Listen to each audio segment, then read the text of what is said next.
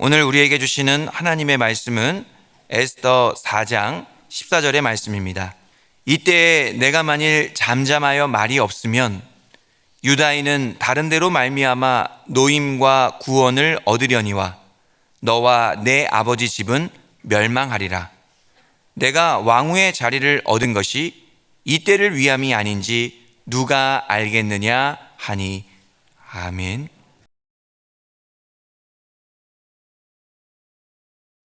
노벨 문학상을 수상한 오에 겐자부로의 에세이집 가운데 회복하는 인간이라는 제목의 책이 있습니다.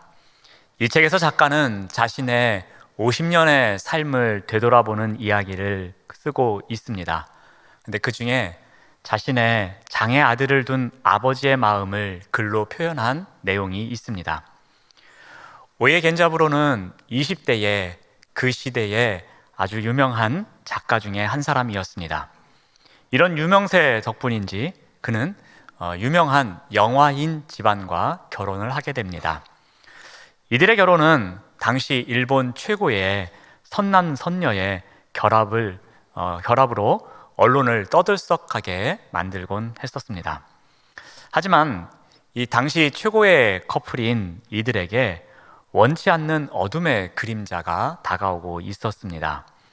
그들의 첫 아이가 출생했는데 뇌 일부가 두개골 밖으로 붉어져 나오는 장애를 갖고 태어납니다. 이만저만한 충격이 아니었습니다. 의사는 바로 수술을 하지 않으면 생명이 위태롭다고 합니다. 그런데 수술을 받아도 심각한 장애를 안고 평생 살아가야 한다고 말합니다. 본인은 물론 이 가족들이 평생 감당해야 할 짐이었습니다. 그래서 주변에서 만류합니다. 수술을 하지 말 것을 권장합니다. 이때 오에 겐자부로는 출생신고서와 사망신고서를 양손에 듭니다. 그리고 그곳에 아이의 이름을 히카리라고 적습니다. 이 히카리는 빛이라는 뜻입니다. 장애 아이를 빛으로 받아들여서 히카리라고 이름 짓는 그 순간 그 아이의 미래가 결정되었던 것입니다. 그 이름 속에는 오에 겐자부로가 자신에게 주어진 인생의 숙제를 끝까지 끌어안고 가겠다는 결단이 담겨져 있는 것입니다. 그것도 인생의 짐인 아닌 그 생명이 지닌 가능성이 빛날 수 있도록 돌보겠다는 마음을 갖고 그 이름을 적은 것이었습니다. 히카리는 다행히 수술이 잘 되었습니다. 하지만 그의 지능지수는 65에 머물렀습니다. 언어 장애와 행동 장애 그리고 자폐증을 갖게 되었습니다. 종종 심한 간질 발작도 일으켰습니다. 누군가의 도움 없이는 한시도 살아갈 수 없었습니다. 중증 장애였습니다. 하지만 이러한 히카리가 성장해 가면서 한 가지 재능이 발견됩니다. 그는 음악에 민감하게 반응합니다. 특히 클래식 음악에 집중적인 관심을 갖게 됩니다. 그런 히카리를 위해 부모님은 선생님을 이렇게 붙여줘서 피아노를 배우고 다양한 음악 공부를 하게 합니다. 그러자 히카리는 비약적으로 발전하기 시작했고요. 결국엔 곡을 쓰기 시작합니다. 히카리의 작곡은 스스로 세상과 소통하는 방식이었습니다. 그는 말로 표현하지 못했지만 음악으로 자신의 마음을 나타내고 있었던 것입니다. 결국 히카리는 음반을 내게 되었고요. 그 음반은 일본의 베스트 앨범이 되었습니다. 사실 히카리가 태어나 살던 그 시절에는 일본 사회에서 장애아를 키우는 일이 보통 힘든 일이 아니었다고 합니다. 그러나 오에 겐자부로는 어떻게 합니까? 그는 오히려 자신의 글에 아이의 이야기를 등장시킵니다. 세상을 향해 말하고 싶은 그 아이의 마음을 자신의 글로 표현합니다. 오에 겐자부로가 글을 쓰는 이유는 오직 인생의 숙제 같은 아들이 세상과 소통할 수 있도록 글을 쓰는 것이었습니다. 그는 장애를 가진 히카리의 눈으로 세상을 바라봅니다. 세상의 편견과 싸우면서 인간 내면 문제에 대한 남다른 통찰력을 갖게 된 것이었습니다. 어찌 보면 히카리가 없었으면 오에 겐자부로는 노벨 문학상을 받지 못했을 수도 있었을 것입니다. 그래서 오에 겐자부로는 이렇게 고백합니다. 나는 줄곧 히카리를 치료하려고 노력했지만 내 아들의 음악을 처음 들었을 때 나는 나 자신이 치료되고 있음을 느꼈다. 결국 내 아들 히카리는 내 인생의 숙제가 아니라 내 인생의 축복이 되었다고 고백합니다. 히카리는 오에 겐자부로가 평생 짊어지고 가야 할 인생의 짐이었습니다. 인생의 숙제였습니다. 하지만 그의 이름이 지녔던 의미처럼 히카리는 아버지에게 빛이 되었습니다. 자칫 평생을 아들 때문에 어둠 속에서 살아야 할 오에 겐자부로였지만 그의 인생은 아들로 인해서 더욱 빛이 났던 것입니다. 오히려 히카리 덕분에 오에 겐자부로는 인생의 축복이 무엇인지를 알았던 것이었습니다. 오늘 본문에 오에 겐자부로와 같이 인생의 숙제를 풀어내기 위해 살아낸 사람의 이야기가 나옵니다. 이 모르드게에게 인생의 숙제는 과연 무엇이었을까요? 우리 에스더 2장 5절에서 6절 말씀을 봅니다. 도성 수산에 한 유다인이 있으니 이름은 모르드게라.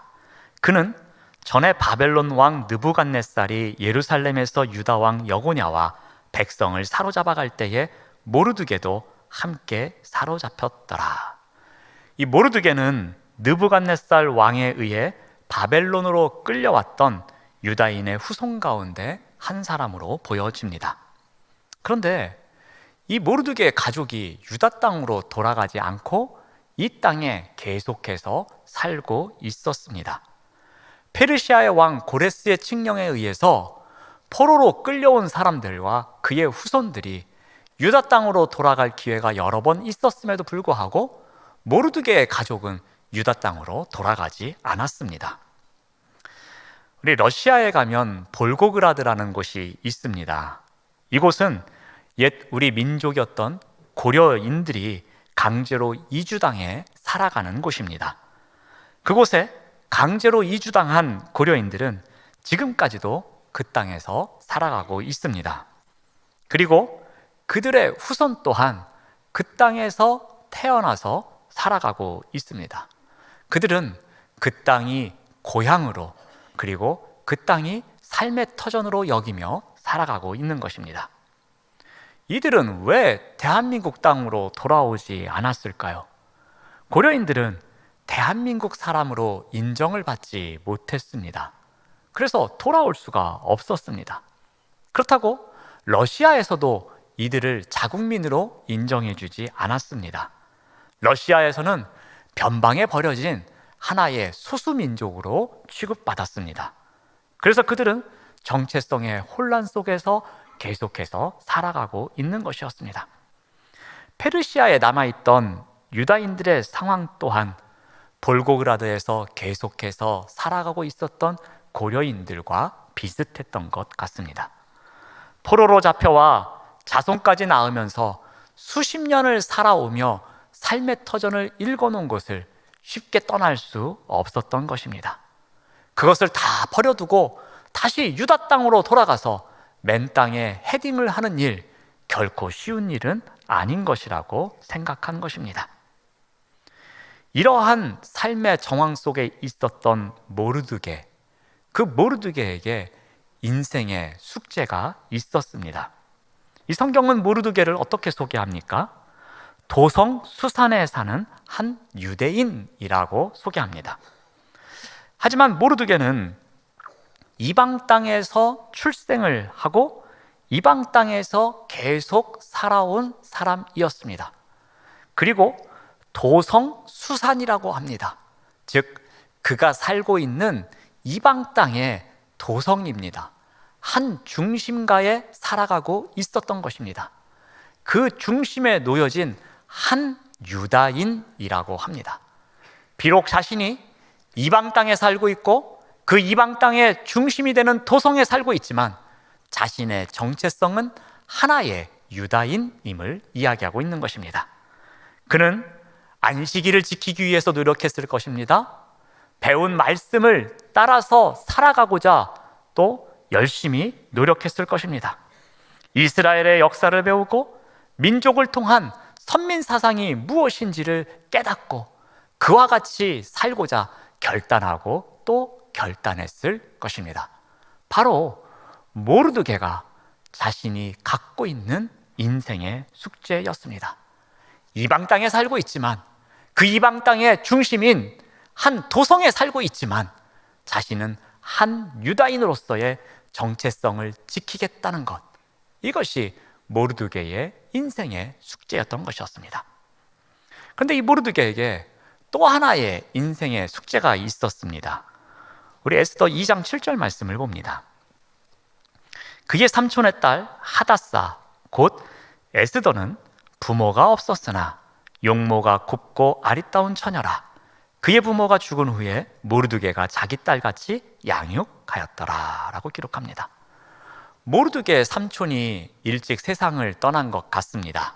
그런데 그에게 에스더라는 딸이 있었습니다.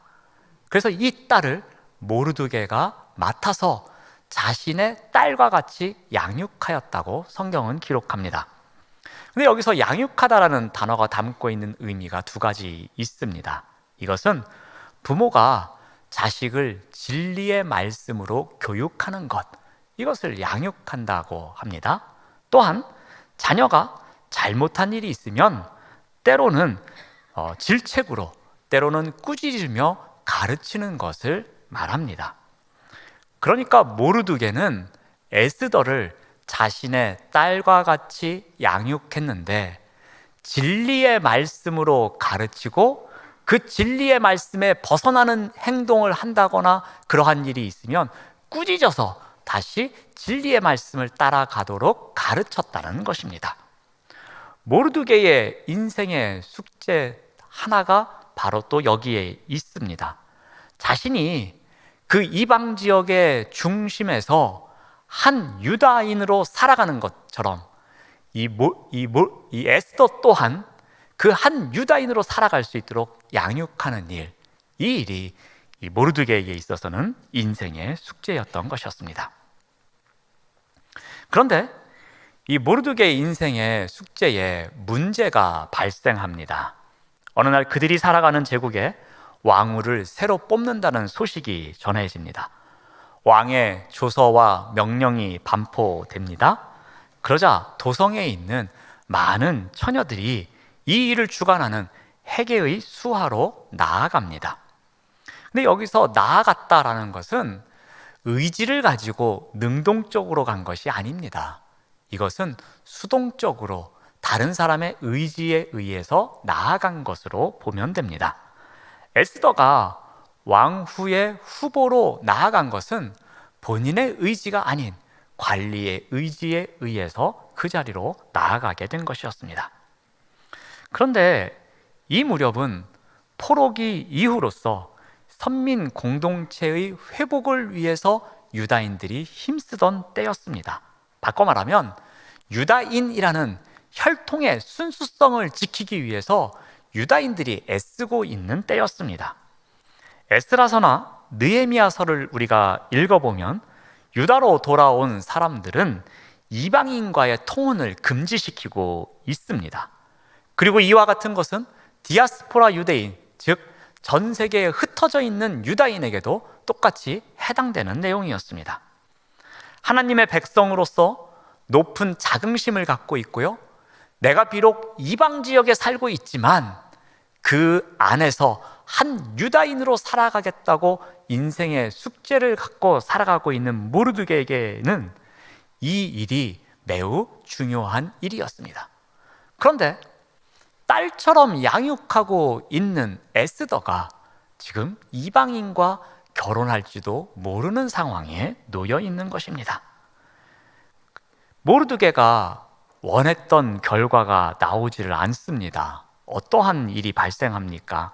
2장 17절 말씀을 보면은 왕이 모든 여자보다 에스더를 더 사랑합니다. 그래서 와스디를 대신하여 왕으로 에스더를 삼게 됩니다. 왕이 모든 여자보다 에스더를 사랑하여 그녀를 왕으로 삼았다고 합니다. 이것은 무엇을 의미합니까? 더 이상 모르드게가 인생의 숙제를 할 수 없다는 것입니다. 에스더를 한 유다인으로 양육할 수 없음을 나타내고 있는 것입니다. 그런데 또 무슨 일까지 생깁니까? 2장 18절 말씀을 보면은 왕이 크게 잔치를 베풉니다. 그런데 에스더를 위한 잔치고 모든 지방관을 위한 잔치고 신하들을 위한 잔치입니다. 또 각 지방에 세금을 면제해 줍니다. 왕의 이름으로 큰 상을 줍니다. 왕이 왕후를 새롭게 맞이한 것을 기념하기 위해서 선심성 정책을 여기저기에 펼칩니다. 그런데 이러한 내용에 모르드게가 없습니다. 모르드게는 에스더와 가장 밀접한 관계를 갖고 있었던 아버지와 같은 존재인데 이 내용에는 모르드게가 나오지를 않습니다. 잔치에도 없고요. 그리고 상을 받았다는 이야기도 없습니다. 모르드게는 지금 어디에 있습니까? 말씀을 계속 보시면은 처녀들을 다시 모을 때에는 모르드게가 대궐문에 앉았더라라고 합니다. 그 잔치가 열리고 그 중심가에 있는 곳으로 모르드게가 나아가지 못하고 모르드게는 여전히 대궐문에 앉아 있었던 것입니다. 그가 늘 앉아 있었던 그 자리, 유다인의 삶을 살아가는 그 자리에 머물러 있습니다. 그런데 여기에서 문제가 생깁니다. 어떤 문제가 발생합니까? 우리 3장 2절 말씀을 봅니다. 대궐문에 있는 왕의 모든 신하들이 다 왕의 명령대로 하만에게 꿇어 절하되 모르드게는 꿇지도 아니하고 절하지도 아니하였다고 합니다. 왕이 명령을 내립니다.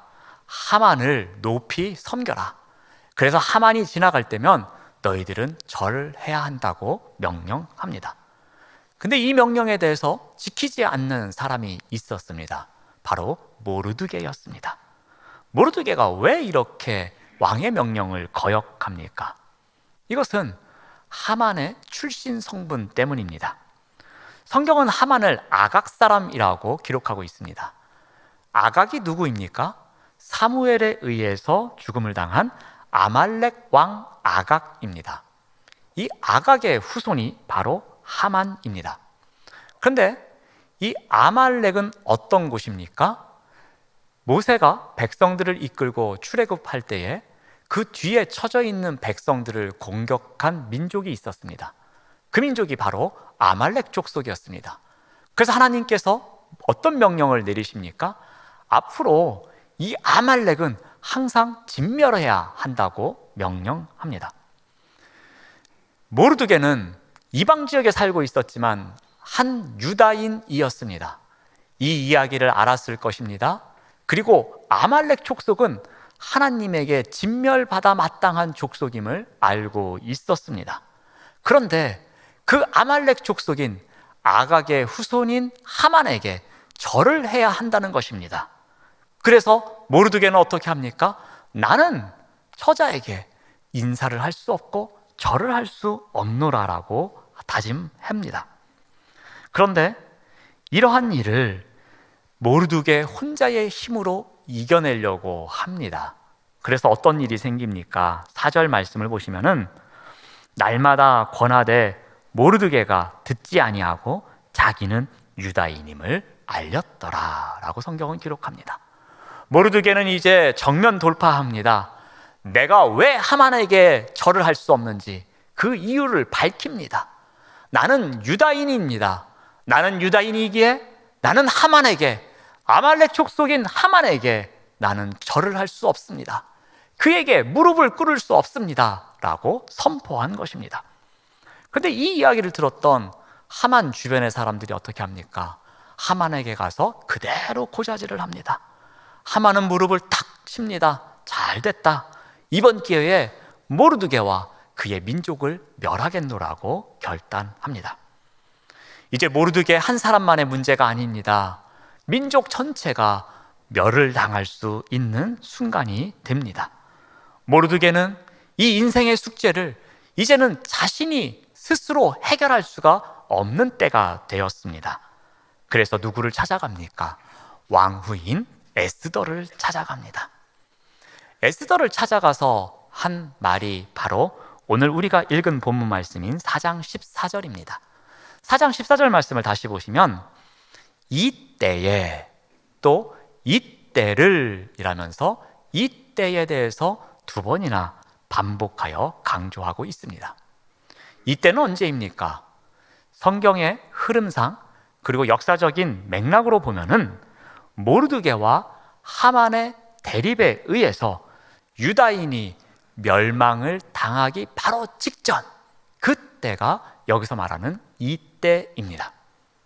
그런데 여기에 나오는 이 이때를 다른 관점에서 한번 접근해 보겠습니다. 에스더의 관점에서 이 때에 대해서 어떠한 의미가 있는지 한번 접근해 보고자 합니다. 에스더는 왕후가 되었습니다. 왕후가 되어서 많은 권력과 많은 부를 누리면서 살아오고 있었습니다. 이때는 바로 왕후가 그 권력을 누리면서 살고 있는 때였습니다. 그런데 그때에 에스더는 자신의 인생에 주어진 숙제를 잊고 있었습니다. 내 숙제가 무엇인지를 망각하고 있는 때였습니다. 왕후의 자리에서 적당히 살면서 그 모든 것을 누리면서, 그렇지만 자신의 인생에 주어진 인생의 숙제가 무엇인지 점점 잊혀져 가고 있는 때였습니다. 바로 그때가 성경에서 말하는 이때입니다. 그런데 하나님은 이러한 에스더의 삶을 원하지 않으셨습니다. 하나님은 이때에 새로운 시간의 선물을 준비하십니다. 이 새로운 시간의 선물은 인생의 숙제를 다시 기억나게 하는 것이었습니다. 그 일로 무엇인가를 다시 할 수 있는 때를 하나님께서는 선물로 준비하신 것이었습니다. 이때는 새로운 숙제가 주어지는 때였습니다. 이때는 에스더가 현재의 시점에 살아가는 가운데 자신에게 새로운 숙제가 다가오는 그 무거운 부담감을 느끼는 때였습니다. 지금 모르드게가 시키는 대로 한다면 지금까지 쌓아온 모든 것을 잃어버릴 수도 있는 때, 그때가 바로 이때입니다. 아직 다가오지 않은 것을 생각하면 무거운 짐으로 자신의 마음을 짓누르고 있는 바로 그때였습니다. 이것이 미래에 잘 되면 나에게 축복이겠지만 만약에 잘못되면 나와 민족이 멸망을 당할 수밖에 없다는 큰 두려움이 밀려오는 때, 그때가 바로 이때였습니다. 그래서 현재의 시점에서 바라보면 이것은 에스더에게는 너무나 큰 짐이었고 자신의 힘으로는 도저히 해결할 수 없는 인생의 숙제로 다가오고 있는 것이었습니다. 에스더에게 이때는 확신이 없는 순간입니다. 이때는 단지 인생의 숙제로 다가오는 시간이며 그 시간에는 이것이 인생의 축복이 될지 모르는 때였습니다. 하지만 인생의 숙제로 다가오는 그 때에 에스더는 자신이 살아온 길을 되돌아봅니다. 내가 과거에 인생의 숙제를 풀겠다고 발버둥 쳤던 그때, 하나님께서 그 모든 인생의 숙제를 인생의 축복으로 바꿔주셨던 그때를 기억해 봅니다. 과거의 한 시점에서 내게 주어진 인생의 숙제 때문에 고민하고 그 인생의 숙제 때문에 하염없이 눈물을 흘리고 그 인생의 숙제 때문에 끊임없이 투쟁했던 그때를 돌아봅니다. 그런데 그렇게 원망하던 그 순간에 하나님께서 인생의 숙제를 인생의 축복으로 바꿔주셨던 그 손길을 기억해 봅니다. 자신이 지나온 과거에서 인생의 숙제라고 생각했던 것들을 하나님께서 다 인생의 축복으로 바뀌어주셨던 그 놀라운 역사를 기억해 보았던 것입니다. 그때가 바로 이때입니다. 이때에 에스더에게는 또 다른 숙제가 다가온 것이었습니다. 그런데 이 숙제 또한 미래에 언젠가는 하나님께서 인생의 축복으로 바꿔주실 것이라는 믿음이 생깁니다. 그 믿음이 있었기에 에스더는 죽으면 죽으리라 라는 각오를 갖고 왕 앞으로 나아갈 수 있었던 것입니다.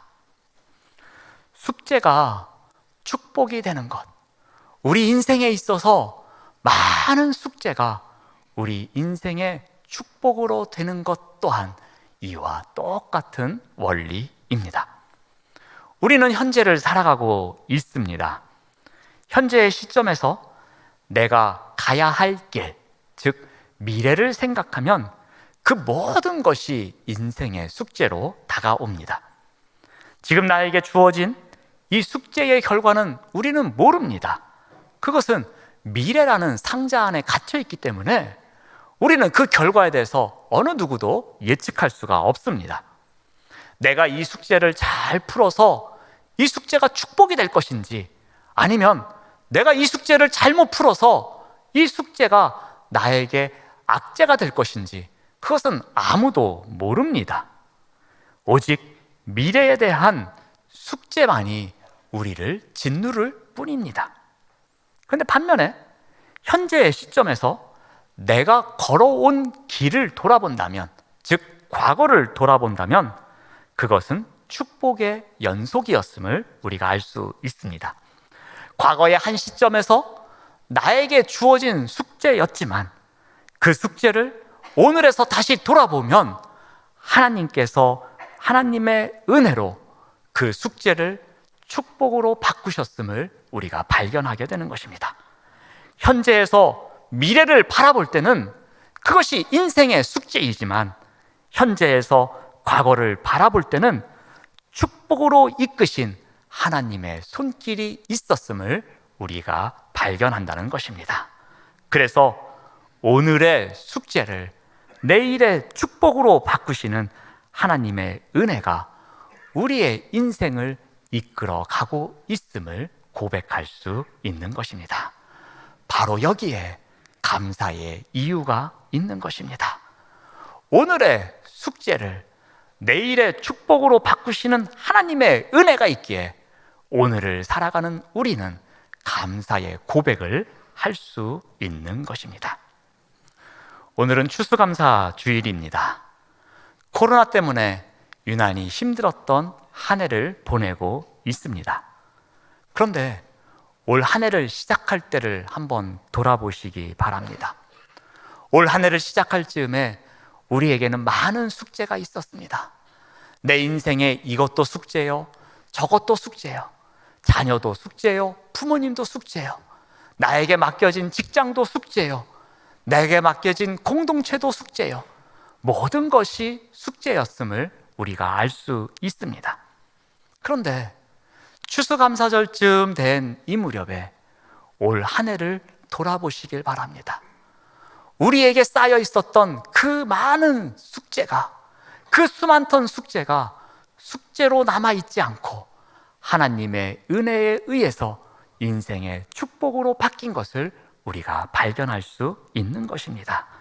이 은혜가 얼마나 많은지를 모릅니다. 그래서 오늘을 살아가는 우리는 감사할 수 있는 것입니다. 우리 인생의 숙제를 우리 인생의 축복으로 바꾸시는 그 하나님의 은혜가 있기에 우리는 감사하며 살아갈 수 있는 것입니다. 올 한 해를 돌아보시면서 이 추수감사 주일에 하나님께서 우리 인생의 숙제를 인생의 축복으로 만들어주신 그 은혜를 돌아보며 감사의 마음을 전하며 살아가시는 우리 모두가 되시기를 바랍니다. 기도하겠습니다. 하나님 감사합니다. 언제나 우리에게 다가오는 인생의 숙제를 인생의 축복으로 바꾸시는 하나님의 은혜에 우리가 감사하며 그 고백을 드리며 살아갈 수 있도록 인도하여 주시옵소서. 예수님의 이름으로 기도드립니다. 아멘.